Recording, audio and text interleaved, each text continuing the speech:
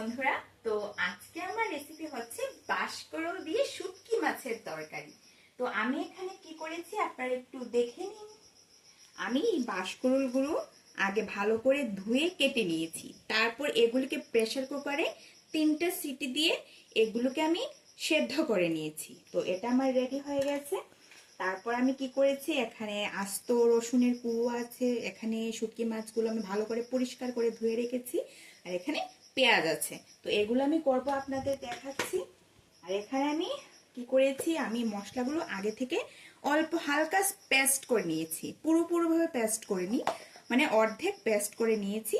এখানে আছে রসুন আর পেঁয়াজ, আর আমার এখানে কাঁচা মরিচের পেস্ট করাও কমপ্লিট। কাঁচা মরিচটাও আমি আগে পেস্ট করে রেখে দিয়েছি। আর এখানে কয়েক টুকরো আলু সেদ্ধ করে হলদি আর লবণ দিয়ে মেখে রেখে দিয়েছি। এখন এদিকে চলে আসুন, আমরা রান্নাটা এখন আস্তে আস্তে শুরু করছি। কড়াইতে কি করব, প্রথমেই আমি তেল দিয়ে দেব। কড়াইতে আমি অল্প পরিমাণ তেল দিয়ে দিয়েছি। এখন এটার মধ্যে কি করব, আমি পেঁয়াজ কুচিগুলো আমি দিয়ে দেব।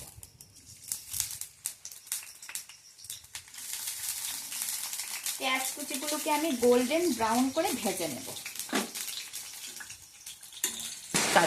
আমার পেঁয়াজগুলো গোল্ডেন ব্রাউন করে ভেজে নিয়েছি, এখানে দেখে নিই গোল্ডেন ব্রাউন করে ভাজা হয়ে গেছে। এখন এর মধ্যে আমি এই শুটকি মাছগুলো দিয়ে দিচ্ছি। এখানে শুটকি মাছ দিয়ে দিচ্ছি আমি।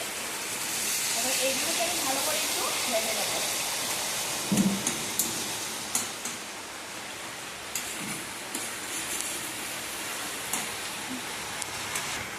এই তো আমি শুটকি মাছগুলো ভাজতে ভাজতে বাইরে কি সুন্দর বৃষ্টি পড়ছে।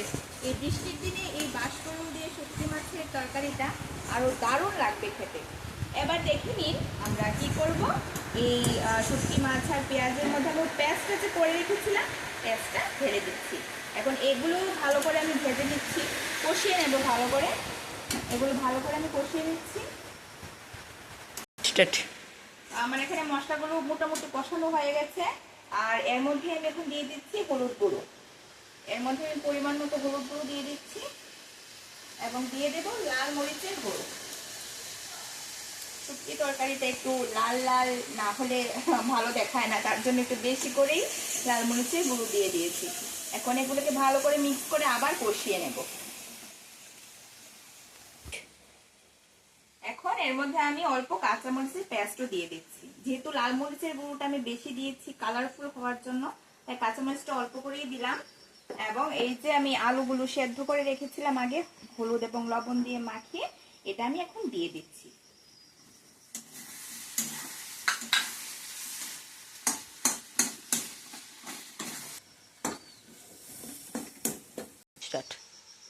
এখন আমার মোটামুটি মশলাটা কষানো কমপ্লিট হয়ে গেছে। এখন এই যে আমি বাঁশকরলগুলো সেদ্ধ করে রেখেছিলাম এগুলো দিয়ে দিচ্ছি। এখন এর মধ্যে আমি কি করব, পরিমাণ মতো লবণ দিয়ে দেব।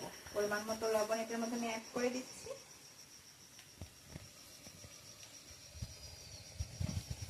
পরিমাণ মতো লবণ অ্যাড করে দিয়েছি এবং এর মধ্যে কি দেব, এই যে রসুন পেস্ট করে আগে দিয়েছি, এখন আস্ত কয়েকটা রসুনের খোয়া দিয়ে দেবো। এগুলো খেতে ভালো লাগে, নরম নরম হয়ে যাবে। এবং এই কয়েকটা পেঁয়াজ আমি অর্ধেক করে কেটে রেখেছিলাম, এগুলো হাত দিয়ে একটু চটকিয়ে ভেঙে ভেঙে দিয়ে দিচ্ছি।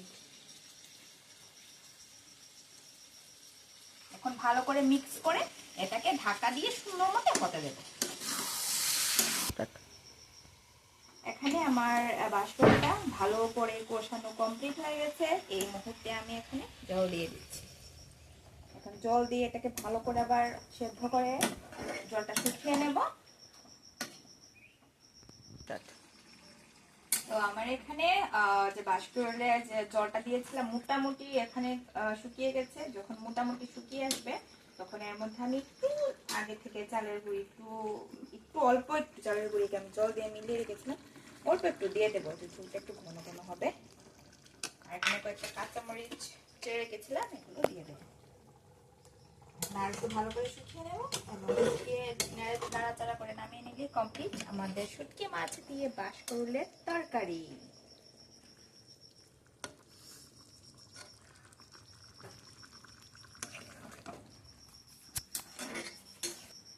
তো আমার বাঁশকরল দিয়ে শুটকি মাছের তরকারিটা সম্পূর্ণ রেডি হয়ে গেছে।